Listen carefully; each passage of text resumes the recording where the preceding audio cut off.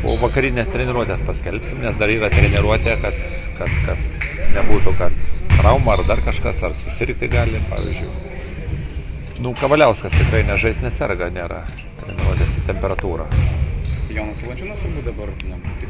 Jo, jau pagal mūsų planus jis turėtų žaisti sekančiose rungtynėse. Austrija berods nežaidė Europos čempionatuose nuo 77 metų. Ko yra mums naudingos tokios rungtynės su...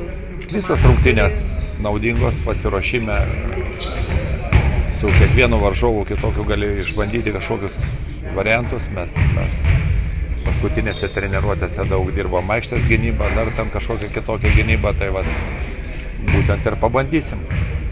Austrų žaidimo braižas gal primena kažkurios iš Europos čempionato varžovų žaidimo braižą buvo? Aš žinot, labai neanalizavau daug jų, bet kiek žinau, yra buvusios Jugoslavijos mokyklos daug auklėtinių pas juos, tai kažkoks stilius bus panašus turbūt. Bet mes dabar visiškai nesidomim Austriją, kaip mes žaidžiam, kaip mes treniruojam, ką mes pasiruošiam, kaip išbandysim ir kaip tai mums seksis. Mums tos varžybos daugiau iš tos pusės svarbios. O atsiminkit, kad dar nėra taip, kad mes pasikviesim visą laiką tai, ką norėsim. Ne visi nori važiuoti, ne visi gali važiuoti.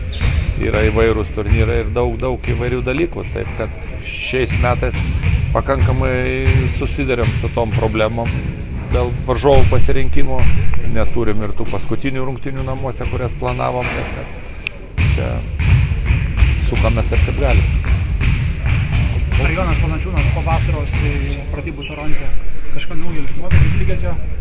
Tai pamatysit jau rytoj. O jūs būtent kažką Tai žiūrėsit jūs kažką tai.